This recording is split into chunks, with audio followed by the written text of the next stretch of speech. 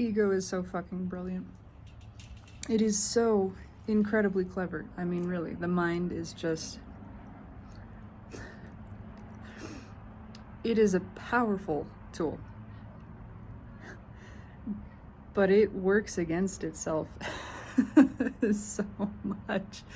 Ego will even take the concept of no identity and do exactly that. It will take the experience of formlessness, the experience of lack of identification with any form, and it will conceptualize that.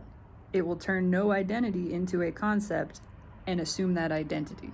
It will make it into an identification of itself. And it does it so subtly. And then when the concept of no identity is called into question, it becomes threatened. It takes that as a threat because it has now identified with a concept. It's flattened the experience, the true experience of self, which is formless, which is felt as a lack of identification with anything, because it is the present awareness of being and the pure being, the pure sense of self as I am, and the recognition in that moment that any definition added upon, any additional phrase, any additional word is a concept, a construct of some type, and it is limiting inherently. And so the essential truth of myself, of who and what I am, is just that. I am. That is me. That is the whole definition of me, right? That is the self. And the ego will then take that and run with it. It'll turn that into a concept, and then when it is called into question, when someone has a question about I am, well, you are this, and make some other statement like, well, but you're also this, but you are a woman, you are a human, these are things I am perceiving, and therefore you are.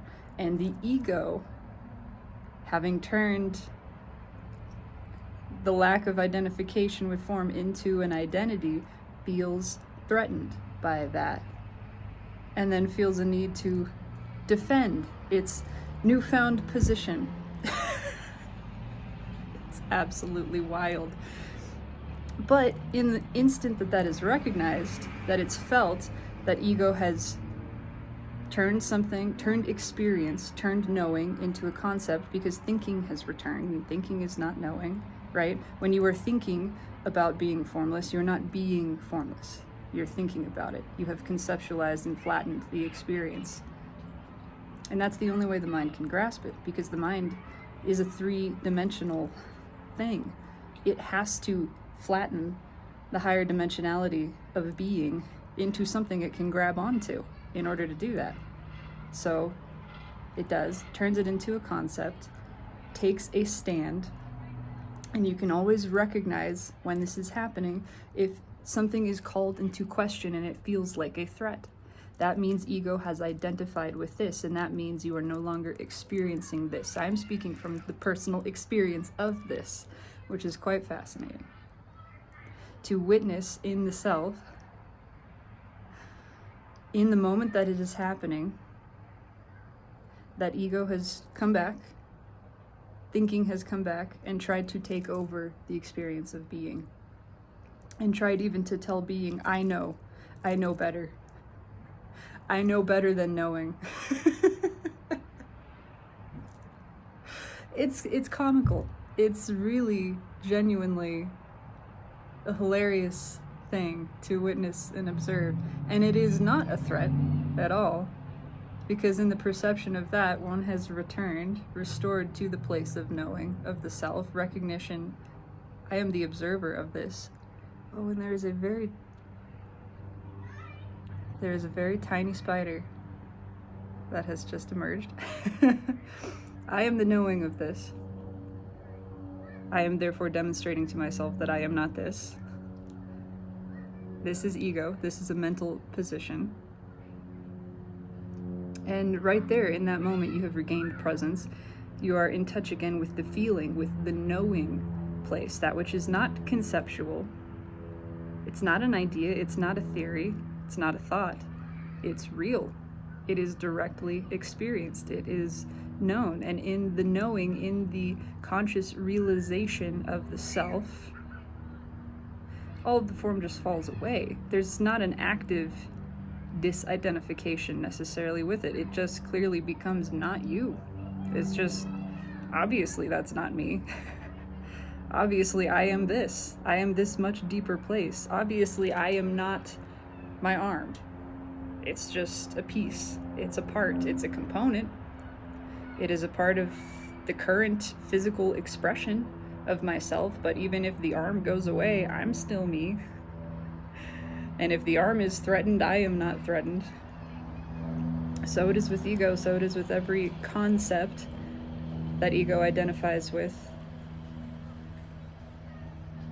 This is just curious to witness. And a powerful lesson.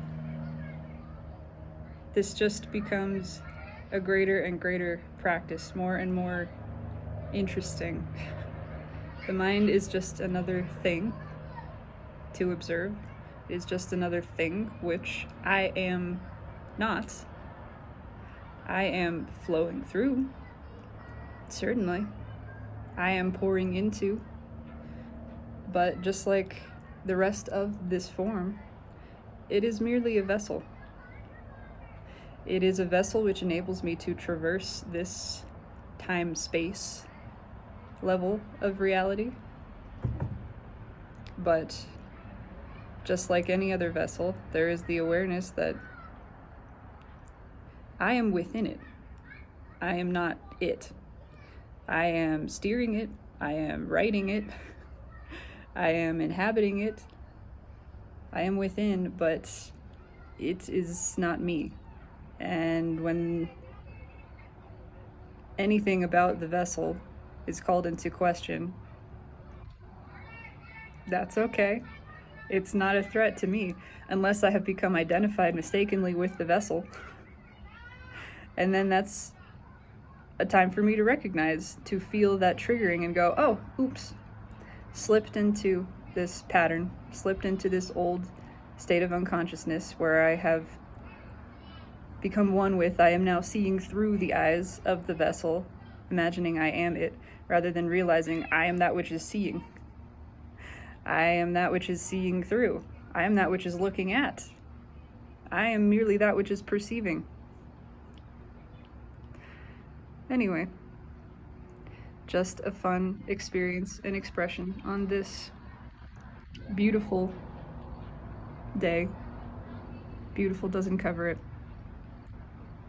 It simply is, and how resplendent and abundant in glory it is to be.